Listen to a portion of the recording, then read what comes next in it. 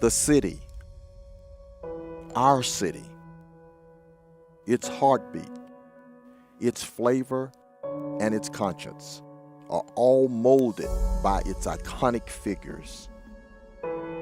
We build landmarks in their honor because they innovate, they excite, and they capture our imaginations. We know them so well, as if we've watched their lives play out on film, a film we know by heart, of which we can repeat every line. We'll watch it over and over and never tire of it, because it reminds us of the pure joy is delivered to us through the years. You could say it's our human highlight film. This is Driven, the human highlight film. A lot of basketball. As most young kids, it was a playground legend that lived in my neighborhood in Baltimore that said, I'm gonna teach you how to play the game, and I'm gonna teach you right. I want you to meet me at the boys club every morning, and we're gonna play basketball.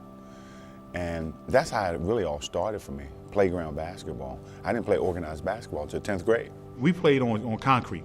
You know, we didn't get the chance to play on hardwood floors. You know, and I think that played a huge role in our ability to get off the jump off the floor, because we planned with that. It didn't give. Concrete don't give. At a very young age, I wanted to do something to get out of the projects. Wanted to get out of poverty, and you know, having 7 other brothers and sisters, and my mom basically raised all 8 of us by herself, I had to mature as a young man at a very early age. Growing up on the streets of Baltimore gave me the ability and confidence to make my own decisions and leave to try to find my own career. So I told my mom when I was 16 I was leaving, and she said, where you going? I said, I'm gonna go to North Carolina. It was a town that you can get stuck in. There was no way out. And here Dominique comes to North Carolina from Baltimore. So there was rival amongst the kids in the neighborhood that say, hey, who is this guy? How are you gonna come here and be the guy? The first time I laid eyes on Dominique Wilkins, he was a junior in high school. The tournament was in Durham, North Carolina, and the team that I broadcast for, Salisbury High School, happened to come in second that night. It was men against boys. They never seen players like that with that type of electricity that played the game at a very fast pace and above the rim. So it changed the landscape very quickly, and we won back-to-back titles. You talk about being accepted. They accepted me in every way possible. When time came for Dominique to pick a college, everyone assumed he would stay in North Carolina and join another pack, the Wolf Pack of NC State. At that time, NC State was on equal par with Duke and North Carolina. I mean, they were winning national championships just like the other 2 schools. And they had had a great in-state star in David Thompson. They were selling him that you can be another David Thompson, and what, you know, one of the pitches we were trying to make is you can be the Dominique Wilkins at the University of Georgia. I wanted to make my own name. I wanted to go to a school that didn't have a superstar before or iconic player. Georgia stayed at my games, every one of them. They were at every single game. As the year progressed, we continued to work, and fortunately, he decided to be a dog. No one could believe it. No one could believe it. Georgia? The Bulldogs? They have no basketball history. That's when the attitude toward Dominique in Washington changed. When you don't want someone to succeed, you try to destroy him in every fashion that you can. And that's what that town did to me. Well, I got a lot of death threats. Poured paint on my mother's car, bust the windows out to the house. You know, I got in a lot of fights. Family got in fights. Even with some family members who just didn't accept that decision. It forced his family to leave and relocate, first to Atlanta and then obviously to Athens. And up until his high school number was officially retired, there was a lot of mistrust and ill will. I'm glad I went back. I really am, because they treated me really, really well. It took 30 years for that to happen. We all have done things that we want to be forgiven for. So I had to forgive that town, because that town's a part of my life. I can actually go back and feel good and feel welcome and feel loved there. And quite frankly, I'm the only retired jersey at that high school.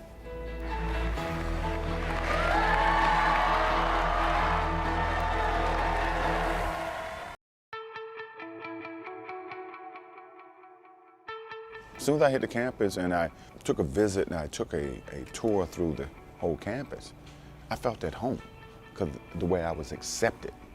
I've never been accepted like that before. One of the first things we noticed about him was his explosiveness. Not only the fact that he could jump, but he just had a natural explosion in all of his movements. He was so quick and yet was still in his element. I was very energetic. You know, I played the game with reckless abandon. I was one of those guys that was going to come at you 100 miles an hour. And that's the way I played. And they found that out very quickly, what type of game and what I was about. In practice, the ball would go up, Dominique would slam it down. And other guys would, might do that on occasion through the years that I've had a chance to coach. But nobody did it with the consistency of Dominique. I mean, it was a natural thing. Ball's up there, boom, he pops up there and drives it home. Here's Wilkins, watch the stuff. Boom! Oh, he takes it all now. And then every dunk he dunk, you're gonna hear that sound. You know, Dominique has that dunk where you just hear doo. You know, all his dunks are powerful. Stuff home. That was Dominique Wilkins. Unbelievable. So even if you're not watching him, when you hear it, you look back to see what just happened, and you already know it's him putting back the ball, dunking. Georgia basketball, it hadn't exactly been off the map, but this was something that it really put it in the forefront of students to think about. Well, Georgia basketball, Coliseum's a cool place to be. The fans was unbelievable at the University of Georgia. I mean, because it was known as a football school, but they quickly accepted basketball, very quickly. When teams came in, you always have that crowd because you always got the human highlight film on the court. You know, it comes with every program. When you started winning, more and more people started coming. Once they came, there was something there for them to see. They said, I'm gonna come back for this. While the highlight plays brought the crowds to Steckman Coliseum, it was Neek's legendary work ethic that made teammates and coaches take notice. It was incredible as a freshman and a sophomore and even as a junior, playing basketball with Dominique, knowing that each year he was getting better. Dominique knew he was a good player. He wasn't satisfied with just being a good player. He wanted to get better. He didn't average 23 a game at Georgia by just dunking the ball. And he was getting better, not just to improve his game to go to the pros, but he wanted us to go to another level in the program. Will you be back next year? Well, yeah, I think I will. Yeah, I'll be back next year. You're going to play college ball next year? Yeah, I'm going to play next year. For sure? Yeah, for sure. There was talks of me coming out after my freshman year, but mentally I wasn't ready for the NBA. I was having fun in college, man. I didn't think about making a jump at that time. I almost came out after my sophomore year. But again, I wanted to play one more year with these guys. Greensboro was the crossroads of basketball in the state of North Carolina, and here comes Georgia. It gave us the opportunity to know what we needed to work on, but we also knew we could beat them. For Dominique, it was a big game because he and Worthy had been high school rivals. That was our first time playing against one another. And I remember coming into the game, I said, I got to make a statement early in this game. Look at Dominic, up. Look at where he is. The game was an unbelievable game, back and forth the whole game. Where? Whoa! Look out! North Carolina pulled away. It was obviously a great team, and they were able to win the game. I think that game was probably the game that everybody stood up and said, wow, this guy is something special. It was a real exciting game, and I just wanted to get here and do the best I can, hope the team do the best they can. I think we did okay. We had a lot of mistakes, but we're going to capitalize on the next game, I hope. It made us believe that could play on the same level. So we knew we was going to be good coming back, and I really wanted to come back to the University of Georgia. But Hugh said, look, there's nothing more you can do here. You have to go. We tried to get him to stay, but we knew it was a lost cause. I mean, it was time. It was time for him to take his talent, to show his talent, and allow us to grow without him. When it's time to go, it's time to go. And if you care about the player, then you support that. It was a decision. If I had to make it again, I would make the same one.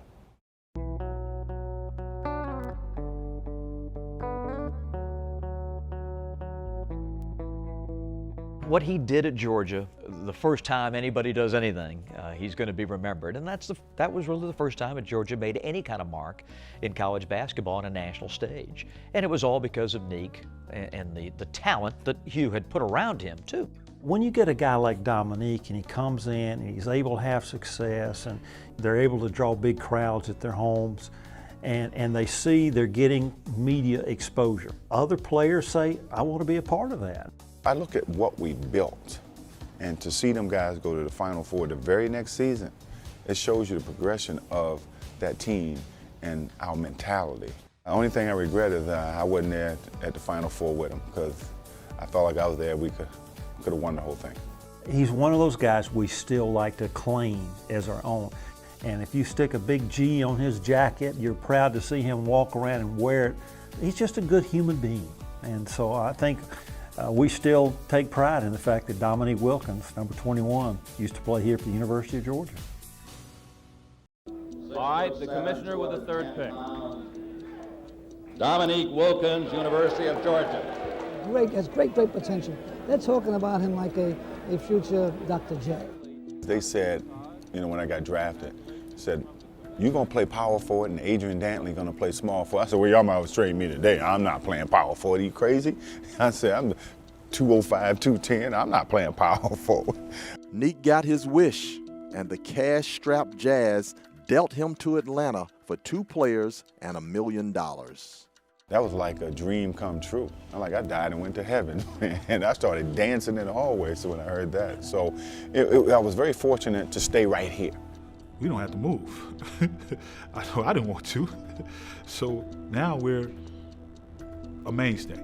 I think basically getting used to the game, first of all, and just working hard on individual stats like defense and boxing and rebounding. I think all the rest of the part of your game will fall in place. It was at a time where the Hawks were just sort of out there in the wilderness. They weren't really accepted as a franchise that was serious about winning a title.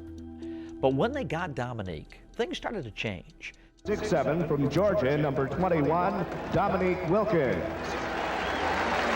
He got into the NBA right away, and I think he knew, I could play with these guys. I don't think it took him very long at all to realize that. He just athletically could do some things other guys couldn't do. So I think in a lot of ways, he left you in awe of his athleticism at times on the court. That athleticism led many to compare Neek to one of the game's greats, Dr. J. The ability to generate excitement, that's probably the main thing that makes people want to compare us. When I first came to the league, one of the first guys I said something to is, Doc, I grew up being I emulated everything you've done. I'm just thrilled to be here. And he said, look, there's only one Dr. J, there's only one Dominique Wilkins, but since people start calling you next Dr. J, you might as well start learning.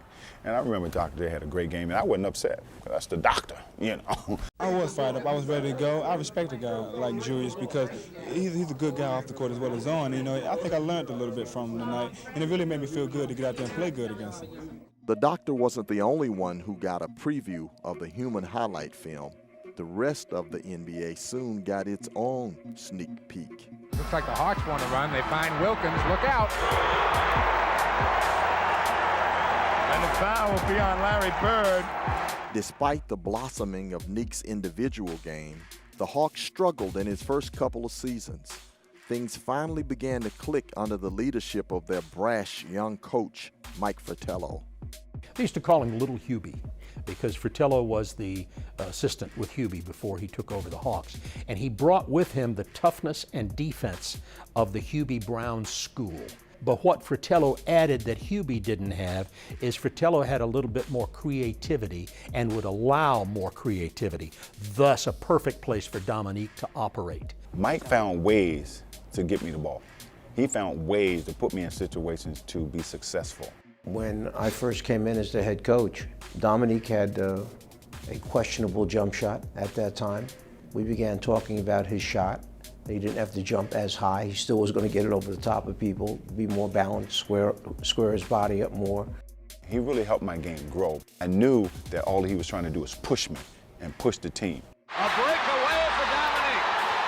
Hello. The vision was to get younger, to become athletic, to be able to run up and down the floor, to create excitement, and try to bring people back to the Omni. And the one guy that could do that was Dominique Wilkins. Dominique was a couple years older than I was. Doc and I came in together. Kevin Willis was the year after that. Tree was there with Dominique. So it was within a couple years of each other that we kind of all came in together. And so the first year was a little bit of a struggle, but then we just built momentum. This is Atlanta's game. Spud. Dominique. It was a tough ticket. It was also a social place to be.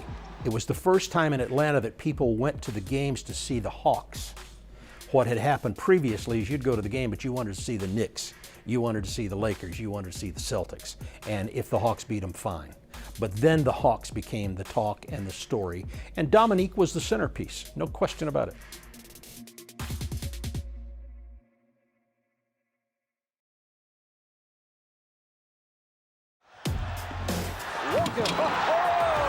When we played in that era, the fast break was prevalent. And here is Dominique.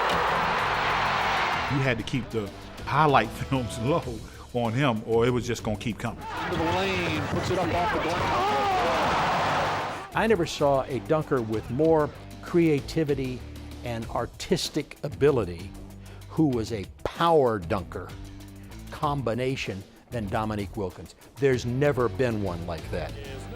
There were very few players that could dunk like Neek from a standing stop, you know. He'll just get you on a low block, back you down, and then turn, jump, and just jam it. Very few guys could do that. Dominique's power and agility above the rim made him a natural for the premier event at All-Star Weekend, the Slam Dunk Contest. Slam Dunk Contest was everything.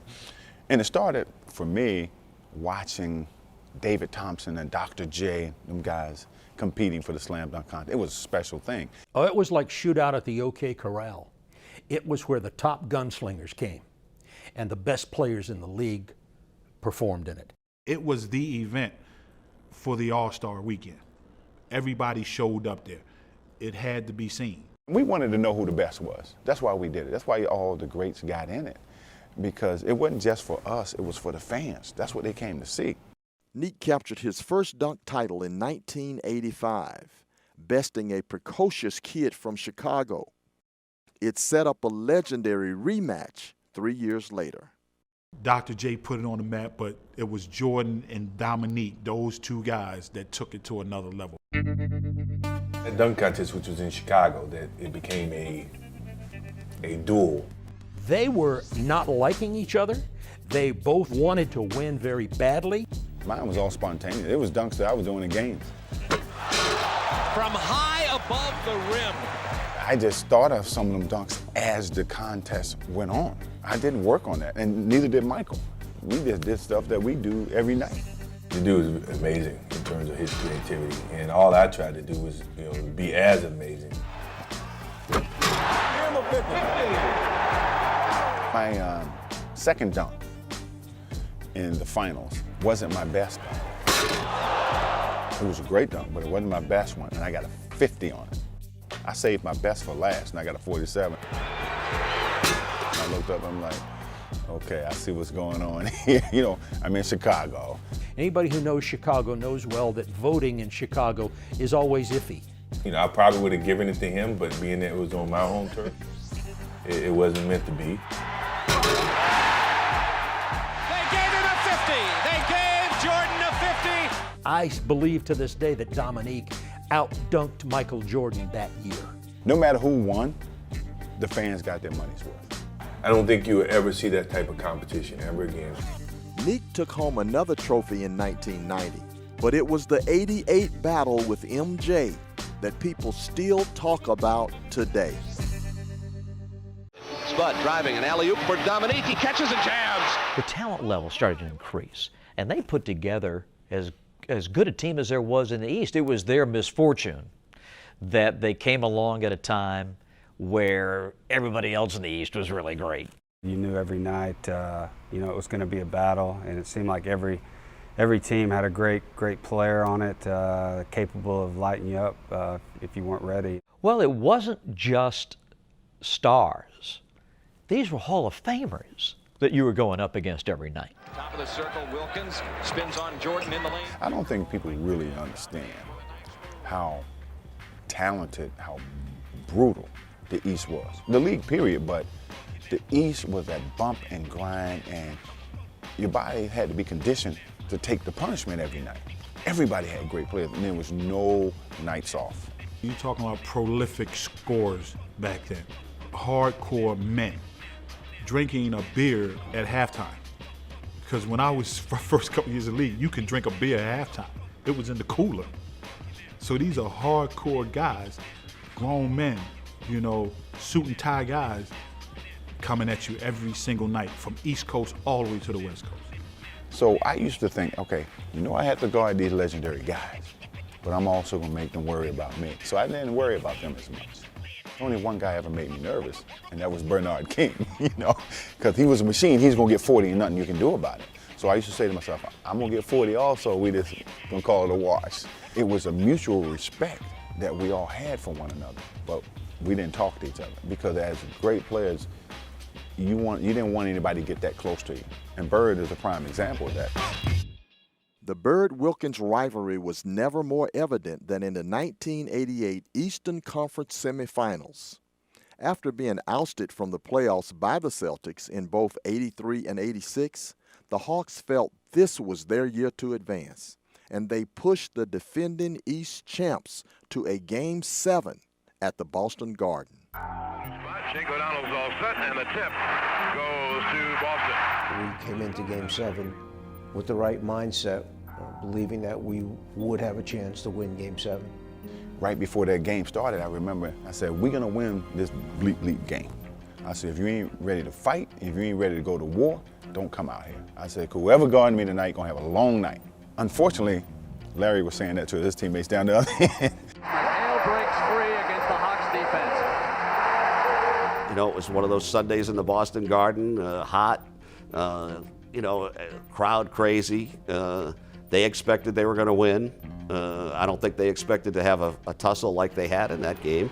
Dominique was pretty much the whole game. Larry, the fourth quarter, kind of then, carried their team. That's what made him so great. I remember coming down the floor, and I remember myself, Larry Bird, and Kevin Willis. And Kevin reached across me and said, don't let this so-and-so score no more tonight. And I looked at Kevin, what you doing?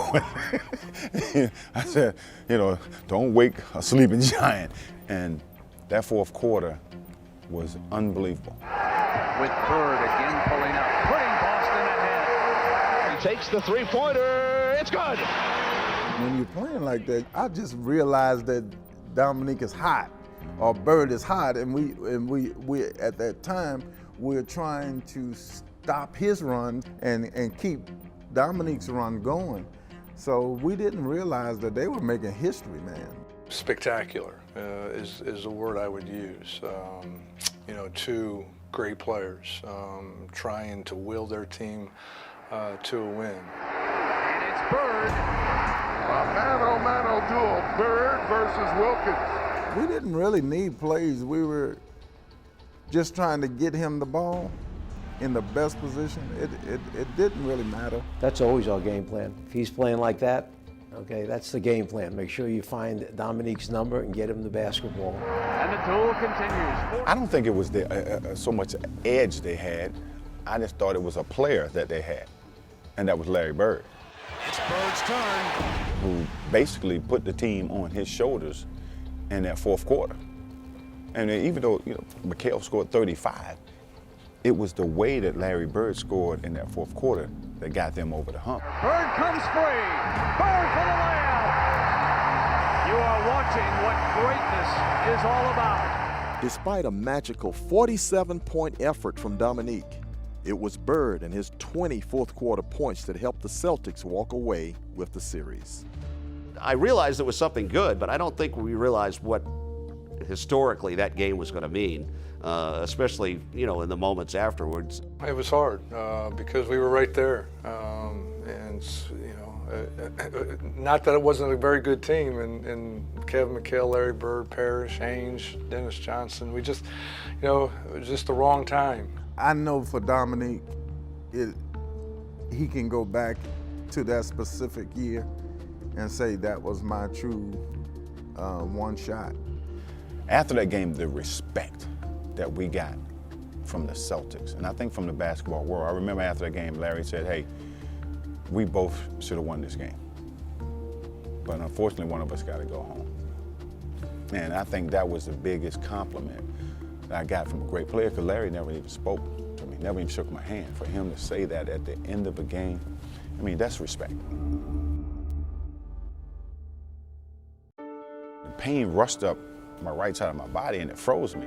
And the first thing I said, who kicked me? And I turned there, was no one there. And so I remember falling to the floor, and I was saying to myself, my career is probably over. It happened right in front of me, and nobody touched him, and he went down, and we all knew, I think, that it was the worst. Dominique Wilkins is down just off the court over near the Hawk bench. I almost cried on the air that night, especially when they were taking him to the hospital. We got word that he was, you know, on the way, and he wanted to listen to the game on the way. When they took me to the hospital, I still had my uniform on. I'm in an air cast. And I told the ambulance, I said, take me back to the game. His leg in a cast. Dominique Wilkins gets a standing ovation to come back here to watch the finish of this ball game. Ruptured Achilles tendon. I remember coming in on crutches and sitting on the bench, because I felt like it's something I could still do to help the team win. And to this day, I couldn't tell you why I did that. You know, you always have to, I guess, prepare yourself for the worst. But with me, I can't abandon the team. I can't sit around and pout. I can't sit around and just feel sorry for myself, because if I do that, I'm gonna let myself slip. And I've never been a person who's done that. So I remember working 9 months, every day, twice a day for 9 months. I said, I'm gonna come back, I'm gonna be better than ever. That work that I put in, I thought paid off in the end, because my first regular season game was against New York Knicks, and I scored 30. My first game back. That's when I knew I was back. I said, you know what? If this thing gonna pop, it's gonna pop on my terms. I'm going all out. He was better in a lot of ways when he came back from that, because he was so determined, because so many people had said, this is probably it for Dominique. He's at that age. You don't come back from an Achilles injury. I learned how to play the game on the ground as well as in the air. Came even more fundamentally sound. And that's what happens when you're hit with an injury that grounds you. You learn how to think the game more, do little things that give you an edge. Wilkins driving. It counts! He'll get his first free throw attempt after hitting his 20,000th point of his career. Dominique was back, and so were the Hawks. Midway through the 1993-94 season, they led the Eastern Conference, and Nick was primed for a playoff run. What happened next was the shocker of all shockers. The Hawks, with a marvelous 36-16 record, make a bold move as spring approaches. They hold a news conference tonight to announce that the team's prime offensive weapon is being sent to Bob Weiss and the Clippers of Los Angeles. We have to look at the franchise this year, next year, and the year after, and so forth. And anytime you get an opportunity to make this kind of deal, you're kind of foolish if you don't. I had no clue trade was coming. None. Because the night before, I remember Dominique Wilkins said, you know, Nick, you got to get this young team ready to go, put them on your back. You're the franchise here. You got to get these guys going, get them ready for the playoffs. The next morning, they called me and said they're making a trade. Can I come to a press conference? And I can't even tell you what I said, not on air. You know, I was shocked. I'm hurt. Yeah, I am hurt. You know, I can't really say how much. I went through a depression. I really went through a deep depression. And I was supposed to go to LA, I think like 2 days later. It took me a while to leave. It took me probably about 5 or 6 days. It was like, you know, something died. I mean, you know, I thought, I'm leaving Atlanta. And I just couldn't believe it. But they kept telling me over the last couple of days that there was no talks, there wasn't much going on, and they knew all the time they was talking about a trade, you know. I just thought that for the longest I've been here, what I did with this franchise, they could have been more straight up with me. I remember that trade going down for Danny Manning, for Dominique, at a time that they were rolling. They thought that Danny Manning was going to come and win the East. They were winning. They were on top of the Eastern Conference. You trade your best player and then fade away. No need to soft pedal. This is the greatest player in the history of the franchise. I can announce tonight that when his career is over, we will retire his number. Nick belongs to this city. He belongs to the Hawks in a special way that no other player ever has. And when he was traded, a little piece of this city's soul was traded with it.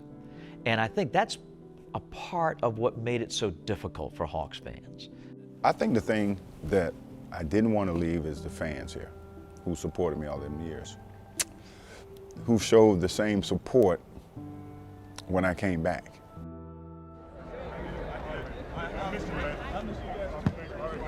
Caston says he hopes you get 50, but the Clippers lose. How do you feel about it? Well, I hope I get 25 and we win. Oh, Dominique does it one more time for the fans. As the game went on, I mean, you would have thought you were at a Clippers home game because they were just cheering for Dominique. The Atlanta Hawks mascot, Harry the Hawk, was cheering for Dominique in a Clippers uniform. Yeah, that stands out. The Clippers are going to take it. Dominique has come back and conquered his old team. I was jacked. The fans was unbelievable. Unbelievable. Anytime you're traded, that first time, it's a jolt. But when you've got the history behind you that he had, it wounded him. A lot of things we learned from afterwards. I think the Hawks learned from that. That hurt for a long, long time, for many years. And it's just recently I'm able to let it go, you know, and move on. After that, you know, he moved around from team to team, and I looked at Nick in that Celtic uniform and said, this is just not right. For me, it was just buying time, really. It was buying time. I mean, even though I played the game hard every night, it wasn't fun to the level that I was used to. I said, you know what, it's time to retire. And that was very hard. Only thing I regret is that I didn't come back and finish up in a Hawks uniform. I would have loved to have done that. Ladies and gentlemen, there it is, the number 21. Let's remember Dominique's 12-plus seasons here in Atlanta Hawks uniform. Now, what people don't realize how hard I played the game, all the time. And the passion and the relentlessness I played with. If basketball is the only thing in the world, you know, I would be content. That's how much I love the game. All the memories he gave us, and all the memories we'll continue to have of number 21, the greatest Atlanta Hawk of all time.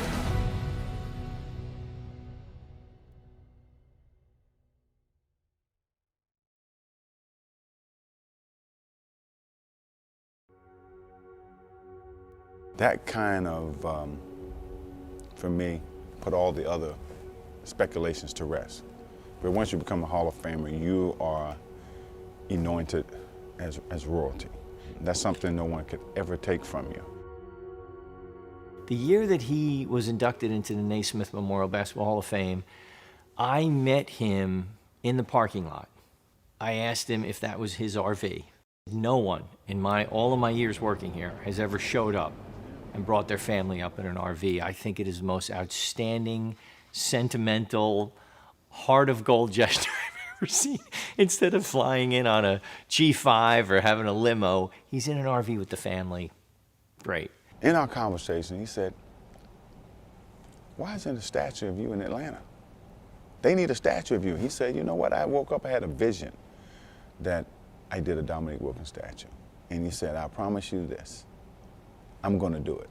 Hey, nice shoes, by the way. Oh, Way to go. I got a lot of these in the closet. I can get you a pair if you need them. It just started as a acquaintance, and then we kept in touch, and we've become friends over the years, and I learned how important he is to the city of Atlanta. I would say that I went to Atlanta at least 30 times in the past 7 years, and we would meet, and we would discuss the composition and what this was going to look like, where it was going to go. It was interesting evolution. He came up with a picture that was the anticipation of the dunk, not the dunk itself. It was this approach to the slam dunk that I thought was more anticipating, more who he is. That's the type of signature mark we want to put in front of that arena. He said, how are we going to do it? I don't know, but we're going to get it done.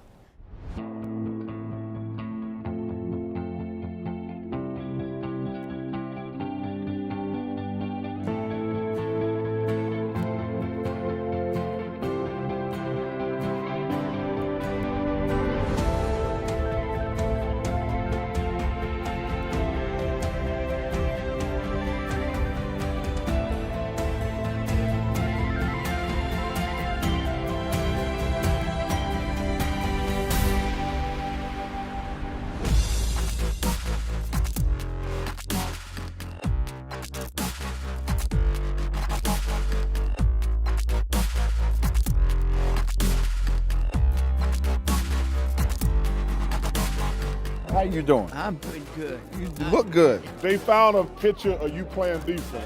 Oh, hold on now. Don't play. In the incredible history of the NBA, Dominique Wilkins is only the 9th player to be memorialized with a statue, which will be prominently displayed outside of the arena. So on behalf of the Hawks, I want to thank Dominique for your contributions to our sport and to our community. From now on, this stretch of Centennial Olympic Park Drive from Marietta to Martin Luther King Jr. Drive will also be known as Dominique Wilkins Lane. This statue stands for so much more than your accomplishments on the court, than all the great human highlights and all the great dunking. It's a symbol of the fabric of the community that you have become and all that you've accomplished. So on behalf of everyone in the league, congratulations to you.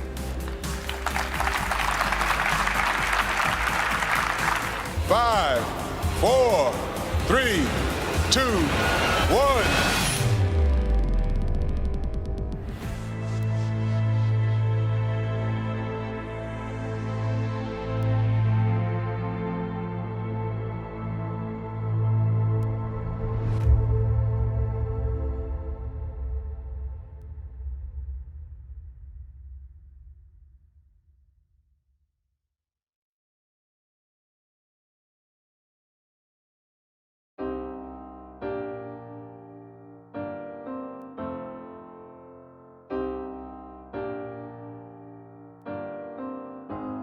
I thought actually the curtain was going to go up, so it kind of surprised me when it just, boom, it fell. You know, I was in awe. I mean, you're talking about capturing every aspect of me was captured in that statue. I think you look for a special type of individual when you're talking about the face of the franchise. And whether that special individual is associated because of winning, and it's the greatest times in the history of the franchise, that's one thing. Or it may be that it's just a very special person that lives in the community, he reaches out in the community, he gives of himself to the community. Could be the number of years, the longevity that he's with it. And then there's always a chance that maybe you take a little bit of each one of those areas that I just talked about and put it together, and that creates a special person. You know, I've had a guy who's in Atlanta here who's tattooed my name on his back. I mean, who would do that if you didn't really love a person? Who would do that? It's a little strange, but you know, fans go to the extreme when they really love someone. And that's no different, believe me. Hey, let me tell you this. You don't get a statue just because you can dunk. I think as time go on, you know, he will start to realize what it really means. You know, people die before they get statues. To imagine people walking by that every day, you know, taking pictures, you know, recognize, oh, I remember that guy. I supported him many years. My family support. I mean, you know, all those things go through your mind. Maybe there'll be another one that'll come along, you know, between now and the end of time after we're all long gone. But as of right now, Dominique's the greatest Atlanta Hawk of all time. He's the most popular Hawk of all time. And I think people should remember, as time goes on, what a great player he was, what a great teammate he was. Oh, there it is.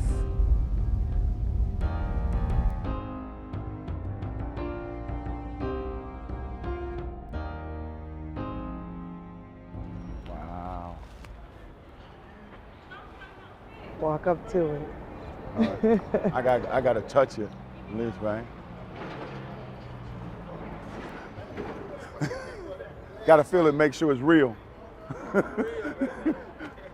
mean, kids who watch sports, when they go out there and they walk past that stadium and they see that statue, and if they don't know who he is, they're gonna research it. The technology now, the days now, you know, their smartphone can pull up who he is and see some of the highlights that he has, and they're gonna be like, whoa, this guy who's doing that. Oh my goodness. I wanted to go out there and take pictures with as many people as I could, because they deserve it. Thank you guys, man. Appreciate it. 21. Thank you, absolutely. I had to earn the respect and the right to be in this position, and they helped me get here. And I'll tell you the truth, I would have stood out there all night. How you doing? And to the last person. But it's my duty to be there for them the way they were there for me. And at the end of the day, I can feel happy and satisfied for what I've accomplished.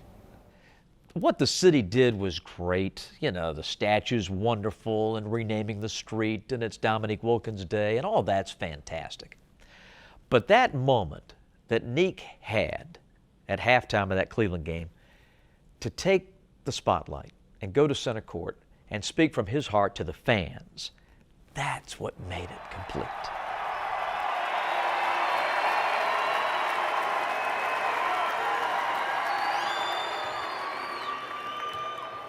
For 3 decades, you, the fans, have supported me, has made me the man that I am today. Basketball was a small part of that. This day has been so special because it's been a long wait. But I can tell you, it's worth the wait. I love you guys. Because you guys have stood on the wall, you've made the human highlight film your favorite son. I can't tell you in words how much I love this city, love these fans, and I'm never leaving this city. Let's go ATL. Thank you. Dominique Wilkins.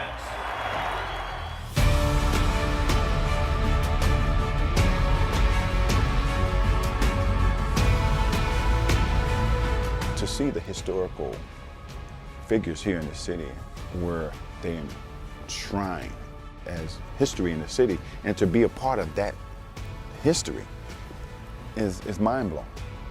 So now, a new landmark dots our skyline, sculpted from toughness, humility, and the ability to send our imagination soaring. It stands to tell future generations the story of a true icon.